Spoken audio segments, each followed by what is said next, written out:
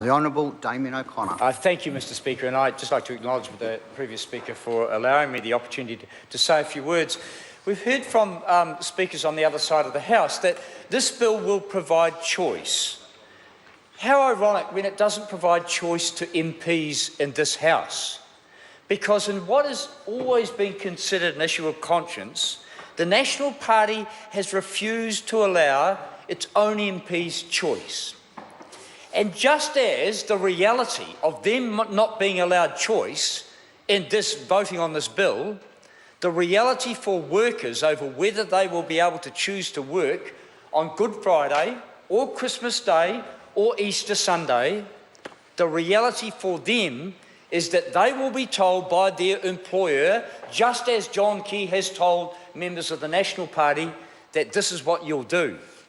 Mr Speaker, let's not kid ourselves here. I was brought up a Catholic. I guess I have the privilege of being taught some Christian values, and I think many of which underpin many of the laws in this country. I'm not saying that we are in any way any better than any of the other religions, and I think we have a wonderful and a diverse country that is evolving. But at this point, the 3 days of Christmas Day, of Easter and Good Friday had been respected by the law and by the country as being days that should be held for family. And what this national government is determined to do, to put commerce over conscience, to put values after value, Mr Speaker, because they think we should all be working every day to generate the economy, and they are failing to uphold the family values that were and have been preserved on those 3 days. Just those 3 days out of 365, not too much to ask, Mr Speaker. And what I say to the members on the other side of the House, who I think will be struggling a little bit with this one, I say stand up for yourselves. Stand up for the people you represent and the values you've been taught. Stand up for your own conscience and vote for the reality that when it comes to will a worker be able to choose not to work or not, they know that the worker will have no choice. Just as the national MPs have been given no choice, Mr Speaker. It is outrageous. I've been in the House here longer than quite a few around here, and I know the issues on which we are privileged to have a conscience vote. And when it comes to issues like this, Mr Speaker, we have been, not that righteous minister there, he's a Johnny-come-lately, ask what are the issues of conscience. You wouldn't know, because you haven't got one. You haven't got one, Mr Speaker, can I say? Point of order. Take personal offence at that comment.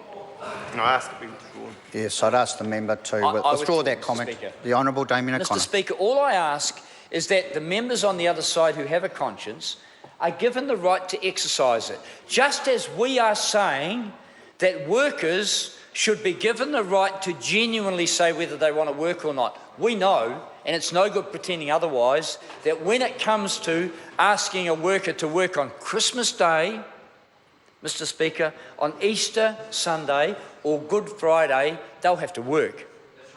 And their families will suffer, Mr Speaker.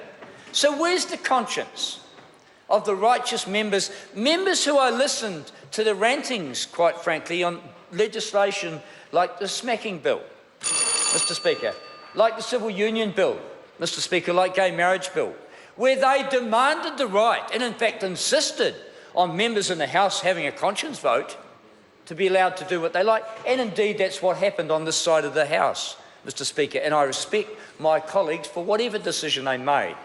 But in this piece of legislation, let's be clear, the National Party has overridden the conscience of its members of Parliament to say, yes, they have, and they've removed the right for them to uphold the values, not just spiritual, but actually community and family values that have always been a part of New Zealand in upholding Christmas Day, Mr Speaker, Easter Sunday and Good Friday as days that should be family first and not for commerce. Mr Speaker, the national government puts commerce over conscience, and it's outrageous. and people should know that.